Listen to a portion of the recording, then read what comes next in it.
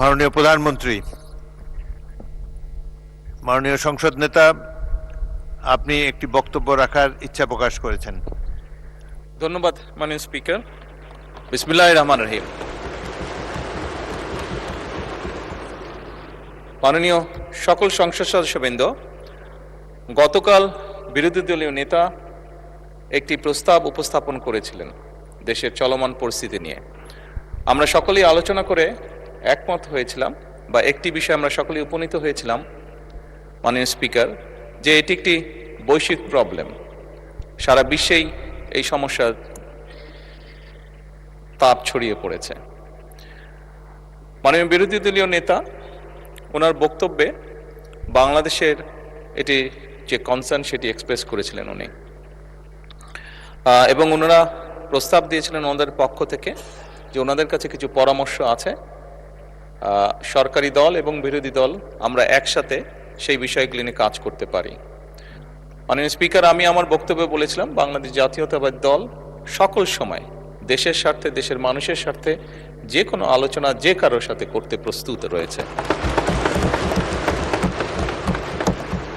তারই প্রেক্ষাপটে মাননীয় স্পিকার, আমরা সিদ্ধান্ত গ্রহণ করেছি যে আমরা আমাদের পক্ষ থেকে 5 সদস্যের একটি কমিটি গঠন করছি।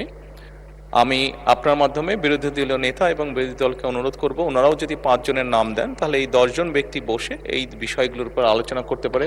কোনো পরামর্শ থাকলে, কোনো পরামর্শ থাকলে এই কমিটির মাধ্যমে সেটি সরকারের কাছেও আসলো এবং সরকার সেটার মধ্যে কোনো বাস্তবতা থাকলে অবশ্যই সেটি কার্যকর করার উদ্যোগ গ্রহণ করবে। আমি মাননীয় স্পিকার আপনার সামনেই নামগুলো এখন উপস্থাপন করতে চাচ্ছি। আমাদের পক্ষ থেকে এখানে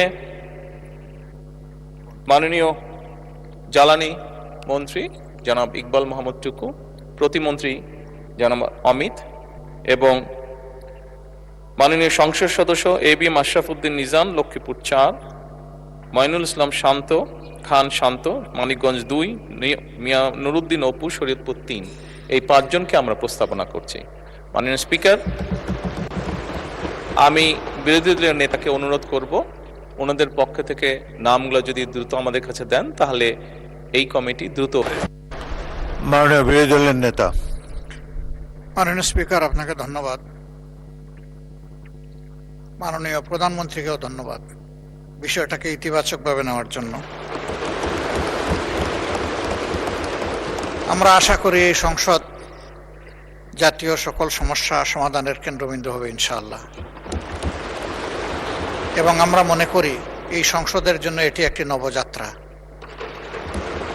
এটাকে আমি সাধুবাদ জানাই এবং আমরা শীঘ্রই ইনশাআল্লাহ নামগুলা পেশ করব। ধন্যবাদ সবাইকে।